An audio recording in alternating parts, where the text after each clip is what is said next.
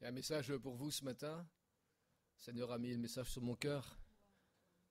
Alors prenez place. Voilà. Je sais que là-bas s'occupe de Louis, le petit Louis. Nous sommes heureux de pouvoir recevoir ce que Dieu veut nous parler ce matin. Alléluia. Nous sommes sur le thème, continuons, nous poursuivons avec beaucoup d'amplitude, je dirais, de tout ce que Dieu veut nous parler au travers de ce thème face à l'épreuve. Beaucoup de choses ont été dites et nous sommes conscients que nous sommes toujours face à l'épreuve. En tout cas, nous avons des épreuves. Nous sommes conditionnés par ça. Et nous avons entendu dimanche dernier des témoignages. Mardi soir, nous avons entendu également des témoignages très poignants, très percutants, de guérison, que l'épreuve parfois dure un temps, et je dirais un certain temps, mais où Dieu sera glorifié. Il y a toujours quelque chose que Dieu veut faire, et il ne faut pas avoir peur de l'épreuve, mais pour Dieu, elle est nécessaire, et pour nous, elle est nécessaire également. Il faut en prendre conscience, il faut considérer que l'évangile, que l'Église, que ce n'est pas, quand on vient au Seigneur, ce n'est pas tout un endroit où il y a des sucreries, des caramels, on va prendre ce qui nous convient, le chocolat. Non, la vie chrétienne, c'est une vie de persévérance. Hein. Persévérez et vous verrez. Percez et vous verrez. Donc, il faut persévérer, il faut pour voir la gloire de Dieu, pour voir sa présence et pour voir aussi notre foi, comment elle peut se révéler également dans les moments-là, dans les temps-là. Et voilà, tout un message, tout un thème qui est très riche. Il y aurait eu tellement de choses à dire. Et j'espère que vous avez aussi de votre côté essayé de rechercher des choses qui pourraient vous consoler, vous éduquer spirituellement et prendre position sur ce que Dieu veut nous dire au travers des épreuves. Et ce matin, j'ai quelque chose ce matin pour vous, c'est qu'il y a dans l'épreuve des bénédictions cachées. C'est ce que je veux vous montrer ce matin. Amen. Vous êtes prêts? Vous êtes sûrs? On va lire un passage. Matthieu, chapitre 14, le verset 22. Il y a dans ce texte, et que vous connaissez sans doute, un texte assez connu de tous les lecteurs de la Bible. J'espère que vous êtes des amateurs de la Bible, ou plutôt des professionnels de la Bible. Donc vous pouvez, des amateurs, des passionnés, comment on peut dire, des passionnés, des amoureux. Ma femme a toujours un truc très élevé là. Attention, là, les amoureux de la Bible. Et donc, vous voyez que ici, on va pouvoir découvrir qu'il y a quelque chose qui se cache. En même temps, il y a des points très très importants. Et vous connaissez ce passage qui est très connu. Alors, voici ce qui se passe. Jésus avec ses disciples, tout se passe bien. Et voilà ce qu'il va lui dire. Jésus, donc, qui est le maître, c'est lui donc qui ordonne, c'est lui qui commande, n'est-ce pas? C'est lui qui enseigne ces 12 hommes, ils sont là, ils suivent le Seigneur, et certains ne comprennent pas trop bien ce qui se passe. Et c'est un peu, on va dire, dans un état qu'on peut aussi, nous aussi, vivre. Surtout quand on est un jeune chrétien, on peut se poser tellement de questions. Mais en même temps, on se dit, mais qu'est-ce qui se passe? Pourquoi Dieu m'emmène à cet endroit-là? J'aurais pensé que Dieu m'enverrait dans un grand parc où il y a des fleurs, un bon jardin bien, avec la pelouse bien tendue. Vous savez, quelque chose de tellement merveilleux. Ah, c'est beau, magnifique, des fleurs partout, des arbres fruitiers. C'est super, c'est extraordinaire. On peut se servir quand on veut, on contemple tout ça. Eh bien, c'est pas toujours comme ça. Mais Dieu a un plan. Et j'espère que vous tous, durant tout ce thème, vous puissiez saisir quelque chose, parce que ça sert à vraiment à nous fortifier, à construire notre vie sur le roc, sur le rocher. Vous savez, nous sommes une pierre vivante, mais cette pierre, elle doit être polie, elle doit être travaillée. La Bible nous compare à un vase qui doit être mis en valeur, mais en valeur non pas à nos yeux, mais en valeur aux yeux de Dieu. Et quand Dieu a décidé de faire un vase d'une certaine manière, qui peut donc l'arrêter? Qui peut arrêter la main de Dieu sur vous? Je sais pas, vous peut-être, mais en tout cas, il y a donc ce plein désir de Dieu. Donc voilà, aussitôt après, il les obligea. Et ça, c'est important de le noter là. Il va dire, allez hop, on va prendre tous les 1, 2, 3, 4, 5, 6, 7, 8, 9, 10, tous les musiciens, allez monter à la barque. Vous allez traverser, vous allez jusqu'à la Galilée. Allez, vous montez sur la barque et vous partez. Moi, je vous rejoindrai après. Et c'est exactement ce que les disciples, ils ont obéi. Et ce qui est beau ici, c'est qu'ils sont dans la volonté de Dieu. C'est bien ça. Quand on est dans la volonté de Dieu, on se dit, Seigneur, je peux dormir tranquille, là. Non? Je peux facilement me reposer là. Ah, merci Seigneur, je suis bien là. Je peux même boire un petit sirop, là, quelque chose, une petite bière fraîche. Je suis dans la volonté de Dieu.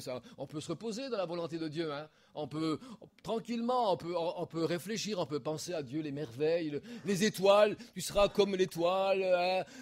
Voilà, oh là là, on est dans les verts pâturages. C'est beau être dans la volonté de Dieu. Mais regardez un petit peu, on va voir. Ici, il les obligea donc à monter dans la barque et à passer avant lui. Donc Jésus allait les rejoindre après, de l'autre côté. Pendant qu'il renverrait, Jésus donc a renvoyé la foule. Quand ils l'eurent envoyé, il monta sur la montagne. Donc Jésus ici, il se détache donc du groupe et il va sur la montagne pour prier à l'écart. Et comme le soir étant venu, il était là seul. Donc ça, c'est Jésus ici qui dit donc c'est lui qui est seul.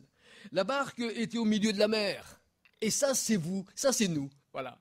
On est en plein dedans, là. Et elle était battue par les flots, car le vent était contraire. À la 4e veille de la nuit, on va voir un petit peu ce que ça veut dire après, Jésus alla vers eux, marchant sur la mer. Quand les disciples le virent marcher sur la mer, ils furent troublés et ils dirent « c'est un fantôme ». Et dans leur frayeur, ils poussèrent des grands cris. Mais Jésus leur dit aussitôt « rassurez-vous, c'est moi ». Il y a des points ici extrêmement importants. N'ayez pas peur. Amen. Pierre leur répondit « Seigneur, si c'est toi, ordonne que j'aille vers toi sur les eaux ». Et il dit « viens ». Pierre sortit de la barque et marcha sur les eaux pour aller vers Jésus. Mais voyant que le vent était fort, il eut peur. Et comme il commençait à enfoncer, il s'écria « Seigneur, sauve-moi ». Aussitôt, Jésus donc étendit la main, le saisit et lui dit « Homme de peu de foi, pourquoi as-tu douté ?» Et ils montèrent dans la barque et le vent cessa. Ceux qui étaient dans la barque vinrent se prosterner devant Jésus. On va découvrir quelque chose là. Et dire « Tu es véritablement le Fils de Dieu ». Après avoir traversé la mer, ils vinrent dans le pays de Génézareth. Les gens de ce lieu ayant reconnu Jésus, envoyèrent des messagers dans tous les environs et on lui emmena tous les malades. Ils le prièrent de leur permettre seulement de toucher le bord de son vêtement, et tous ceux qui le touchèrent furent guéris. Regardez la fin comme elle est puissante. Voilà, dans ce passage, donc j'ai fait déjà une introduction tout à l'heure. On trouve que les disciples du Seigneur, ils sont piégés, ici sous l'emprise des éléments d'une violente tempête, ici donc qui est là, et ils se trouvent dans cette tempête parce qu'ils ont été même commandés par le Seigneur à traverser la mer. Donc c'est Jésus qui les a mis dans ce pétrin, on va dire ça comme ça. Jésus, non, il n'aurait pas fait ça. Mais si, il a fait ça. Jésus qui est bon, qui nous aime, il a fait ça. Vous voyez, il essayant de toute leur force. Et eux, donc, ont essayé, ces hommes, ils sont dans la volonté du Seigneur, et pourtant, on les voit qui vont lutter contre la tempête, ils vont faire tout ce qu'il faut ici. Alors, essayant de toute leur force, comment ils pourraient faire face, mais il semble ici qu'ils sont incapables de pouvoir donc contrôler la situation ici. Le vent est de face à l'épreuve, le vent est de face. Il y a une pression ici. Ces hommes, ils sont coincés dans une tempête et il se sent incapable de s'en sortir seul. Incapable. Et est-ce que ça vous est déjà arrivé à vous trouver à cet endroit-là? Je crois que oui. Beaucoup ici peuvent dire, moi, c'est moi là-dedans.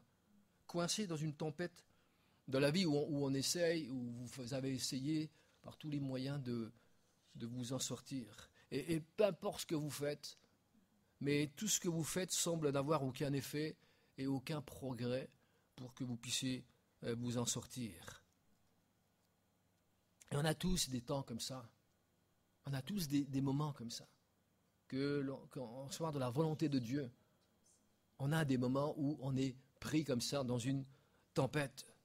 Cela peut même sembler que la tempête ne finira jamais, que la nature ne pardonne pas, que les éléments ne pardonnent pas, et même à tel point que ces éléments finiront même par triompher, par gagner. Et on est tous arrivés à un moment comme ça, où il y a vraiment ce sentiment profond, on dit mais personne ne peut rien pour moi. Je suis dans cette tempête, dans cette tourmente, plusieurs sortes de tempêtes dont vous vivez probablement. Si vous avez rencontré le Seigneur il y a quelque temps, il y a peut-être vous avez imagé ce terme tempête dans la vie dans lequel vous étiez déjà avant, mais quand vous avez rencontré le Seigneur, vous êtes encore dans cette tourmente. Ça peut être des dépendances, ça peut être beaucoup de choses. Et c'est comme s'il y a quelque chose qui pourrait jamais, ça finira jamais, ou ma vie finira avec ça. Et c'est un peu ce que, ici, le Seigneur, il veut nous parler. Mais il y a des bonnes nouvelles pour nous ce matin. Alléluia. Parce que c'est dans la parole de Dieu, mais c'est pas parce qu'on le lit, mais c'est parce que Dieu est comme ça. Dieu est ainsi. Il veut se révéler dans les tempêtes. Les tempêtes de la vie, elles ne sont jamais agréables, mais elles vont produire certains avantages dans nos vies. J'en suis plus que persuadé, et on va en prendre note. Ce matin, on a lu déjà ce verset dans Hébreux 12, 11. Il est vrai qui est un texte qu'on a déjà lu durant ce mois-ci-là. Il est vrai que tout châtiment semble d'abord un sujet de tristesse et non de joie, mais il produit plus tard, pour ceux qui ont été ainsi exercés, un fruit paisible de justice. Il y a un moment où il y a une réalité. Vous savez, on ne peut pas faire semblant. Hein. On ne peut pas montrer qu'on est heureux alors qu'au fond de nous, on ne l'est pas du tout. Il y a des moments de tristesse, de combat, de lutte. Et l'être humain, il vit ça. Le croyant, il vit ça. Moi, je parle ici à des gens qui sont convaincus, à des gens qui sont sauvés, à des gens qui aiment le Seigneur. On peut passer par ces moments-là. Mais moi, je sais que le Seigneur, il a un but précis. Il a un plan extraordinaire précis. Et c'est ce qu'on va découvrir ce matin, c'est qu'il y a des bénédictions cachées que l'on ne peut que découvrir et vivre dans une tempête. Et c'est là le secret que Dieu veut révéler à ses enfants. C'est là que l'homme, l'être humain, il est plus, je dirais, attentif. Quand tu n'as plus le choix, quand tu dépends même plus de toi-même, quand tu n'as plus de force possible pour pouvoir t'aider, tu dis, ok, bon, tant pis, je me laisse aller. Mais c'est ce que Dieu attend, laisse-toi aller maintenant, quoi. Hein? Alors que quand on est là avec nos beaux versets bibliques où on peut encore tu es Seigneur, tu es ceci, Seigneur, tu es cela, tu pardonnes ceci, tu es guéri, tu es puissant, Seigneur, et moi, non, je serai jamais malade, non, ceci, cela. J'en ai entendu des comme ça. J'en ai entendu ça. Mais quand Dieu permet quelque chose, c'est parce qu'il veut nous instruire, il veut nous apprendre quelque chose. Alléluia. Dieu est vieux, bien-aimé, et dans la tempête, ce que je peux voir, ce que j'ai pu découvrir dans ce texte ici, et voyez-vous, ce que les disciples craignaient le plus, c'était la tempête de la mer. C'était ça qu'ils craignaient le plus. C'est ce qu'ils avaient peur. Ils savaient qu'il y a eu seulement des morts, il y avait des gens ils avaient perdu probablement des amis, des personnes chères dans les villages parce que les embarcations de l'époque n'étaient pas celles d'aujourd'hui, bien que encore aujourd'hui, ça peut arriver également quand la mer elle se déchaîne. Qui peut subsister face aux flots de la mer, face aux puissants éléments de la mer? Personne, aucun bateau, même aussi grand soit-il. Hein? Donc, vous voyez, il se pense que c'est ce que les disciples ils craignaient le plus. Mais c'est ce que le Seigneur il a utilisé comme moyen, même comme moyen de transport pour lui. C'est que Dieu va se révéler dans la tempête. Il va utiliser le moyen de transport, il va utiliser cette tempête pour se révéler dans cette tempête et pour même marcher dans cette tempête, bien-aimés. Et c'est quelque chose que Dieu veut nous révéler encore ce matin. C'est ce qu'il fait dans notre vie et dans la mienne, chacun de vous, encore ce matin. Il rentre dans le cœur de l'obscurité. Est-ce que vous comprenez ce que...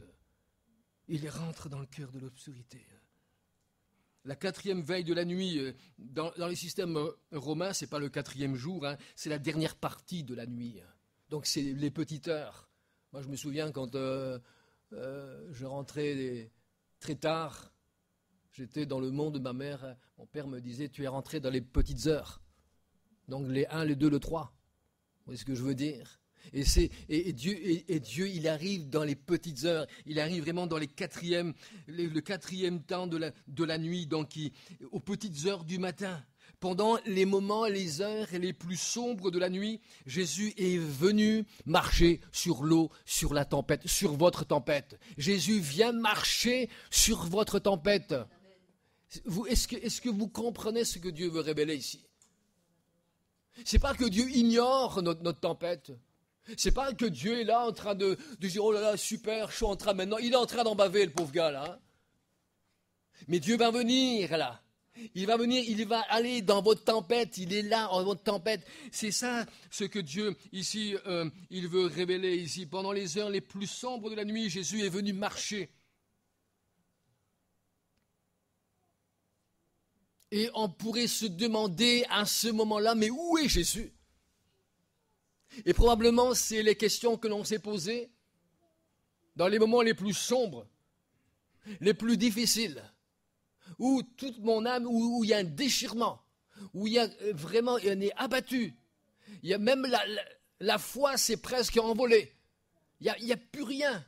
Où vraiment, et c'est là que Dieu apparaît hein, dans ce moment les plus sombres et les plus noirs de la vie. Moi, j'aime ça. Non ? Parce que Dieu est là. Alléluia. Dieu est là.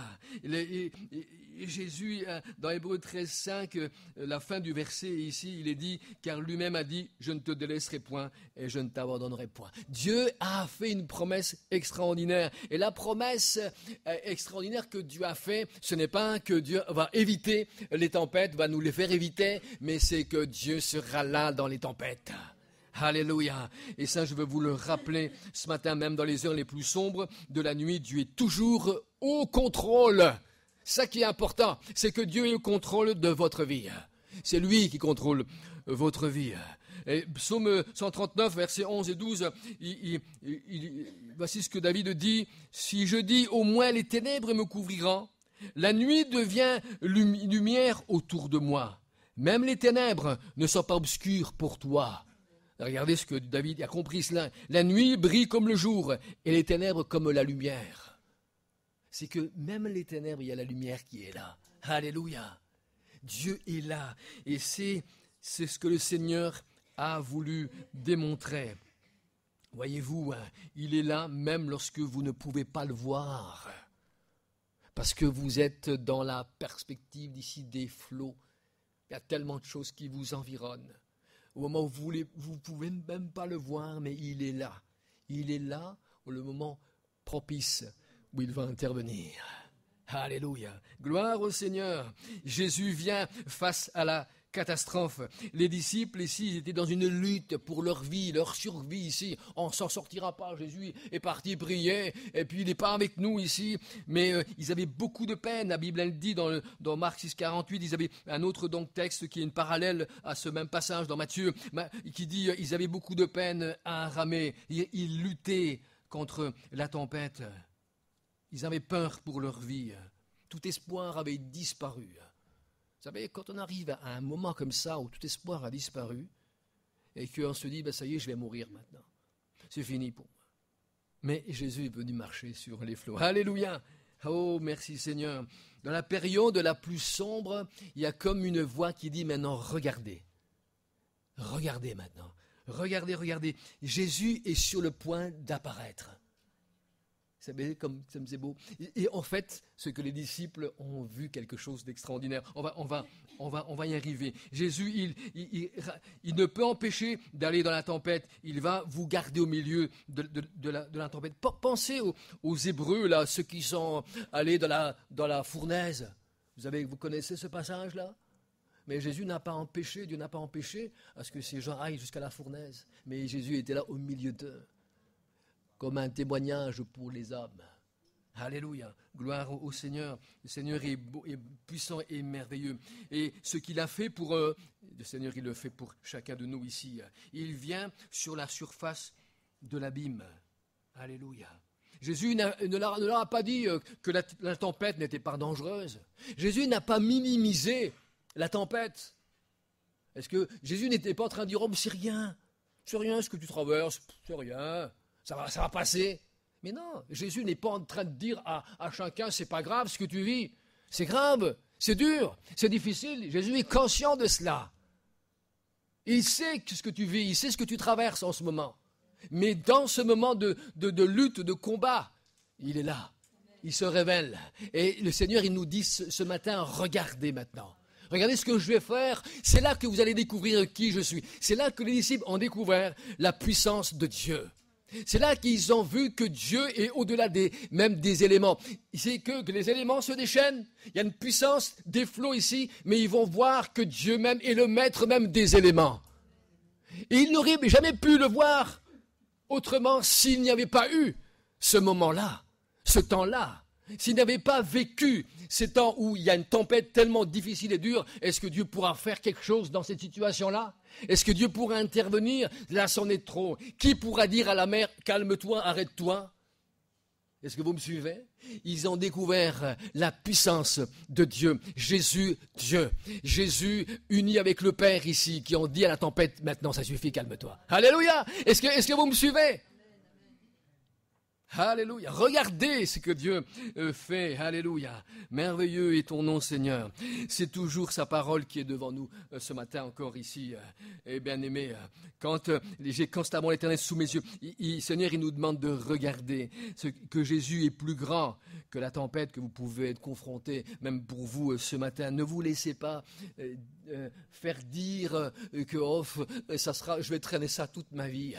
Ne vous laissez pas faire dire cela. Mais je veux vous encourager ce matin que Dieu apparaît dans les moments les plus sombres, les plus noirs, les plus difficiles de votre vie.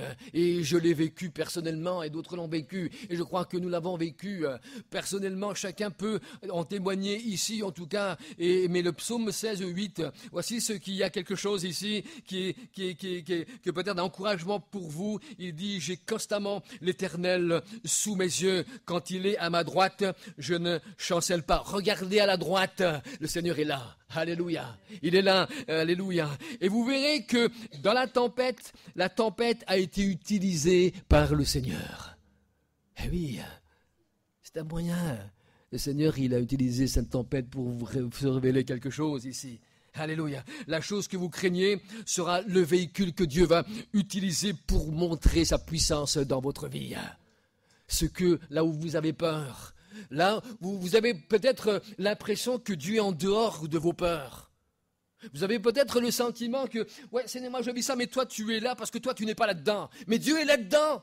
C'est ça que je veux vous faire comprendre ce matin. C'est que Dieu apparaît, Dieu est là au milieu même de votre tourment et de votre combat que vous avez dans votre vie personnelle.